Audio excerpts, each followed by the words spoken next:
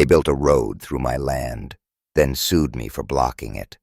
And when I dragged them to court and exposed the truth, the entire HOA collapsed like a house of cards. Now, they're legally banned from ever stepping foot on my property again. You want to know how it got this insane? Let me take you back a few years, back to when I inherited my parents' land. Peaceful place, quiet. We're talking acres of trees, birds chirping, the kind of spot where your bones relax just stepping out the front door. But the second I moved back, I became public enemy number one to a man named Douglas Kent, my neighbor, or more accurately, the self-appointed king of the cul-de-sac. Doug had always been a pain.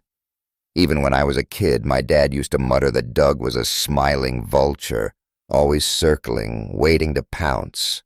He made offer after offer for our land, always way under market value, always with that smug little smirk like he was doing us a favor.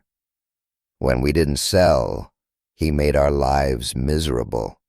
Fake noise complaints, passive-aggressive letters about yard standards, and, get this, he once sent a drone over our backyard and claimed it was for real estate scouting.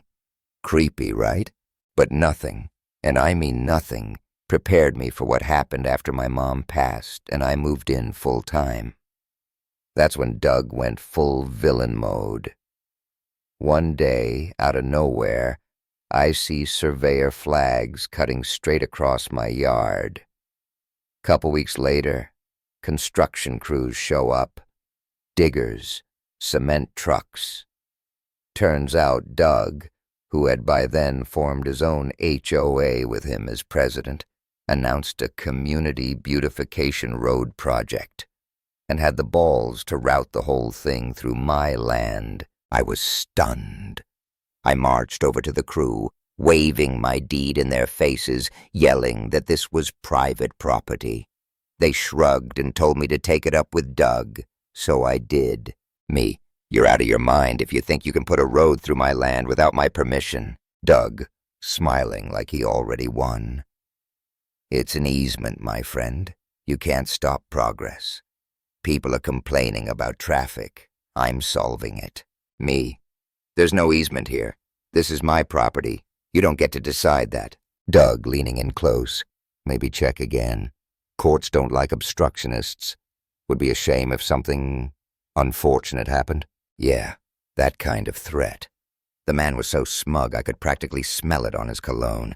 I didn't sleep that night.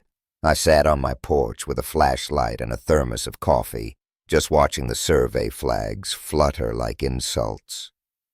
I felt helpless until I remembered the comment section on a post I'd made earlier, venting about Doug's antics.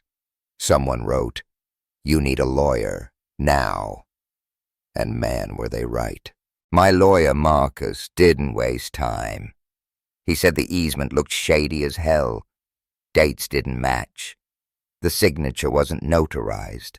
And get this, it was almost identical to one filed for a completely different property on the other side of town. They just copy-pasted it and slapped my name on it. We filed for an injunction. The court paused construction while things were sorted out. That's when Doug escalated. He went on local TV, painted me as the villain, said I was blocking access for school children and endangering lives by stopping the road. Suddenly, people I didn't even know were calling me a selfish lunatic. I tried to clear my name, but Doug had already poisoned the well. He donated to local charities, posed for photo ops, and smeared me any chance he got.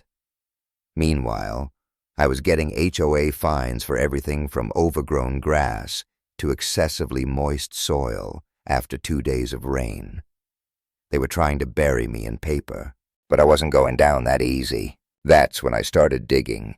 I pulled records, talked to former landowners who'd sold to Doug's shell companies. You know what I found? The guy was laundering HOA dues through a fake real estate firm. Money went from HOA accounts straight into this company, with no employees, no office, and transactions that made no sense. A forensic accountant confirmed it, and when we passed it on, quietly, to a journalist, things exploded. Headline: HOA president accused of embezzling funds, funneling money through shell companies. That's when the neighborhood finally started seeing Doug for what he was. I showed up to the next HOA meeting and watched the panic in his eyes as residents demanded answers. The man who once strutted like a peacock could barely string 2 sentences together. And then came court. One by one, the lies unraveled. The easement was fake, invalidated. The road, ordered removed. Doug was slapped with charges: harassment, defamation, misuse of public services, money laundering, tax fraud, you name it. His house got raided, his office too. Turns out, he'd been faking employee names on payroll to make the company look legit. One of the names: my dad. My dead dad. When the sentence came down, Doug didn't even look up. He was going to prison, and there was no deal, no escape. His empire of control crumbled. His connections, gone. His reputation, torched. And me? I filed a restraining order against the entire HOA board. The judge granted it. No member of the HOA can come within 100 feet of my property. I even recorded it in the county land registry. No easement, no access, ever again. I put up fencing with warning signs every 20 feet and added one final touch: a big red notice with the court case number and the words, "Stay the hell off my land, hell off my." One of the new HOA board members had the audacity to call and ask if we could compromise on access to the old road site. I said, "Sure, I won't press new charges if you hang up right now." He did. It's been 6 months since then. No more letters, no more fake fines, no more eggs on my siding or cops at my door. The grass has grown back where the road once tried to cut through. My mailbox is quiet. My mind, finally, too. I still walk the property line sometimes, coffee in hand, dog at my side, and look at those signs on the fence. And every time I do, I smile just a little. Just because I didn't run, I fought, and I won. So, who was really in the wrong here?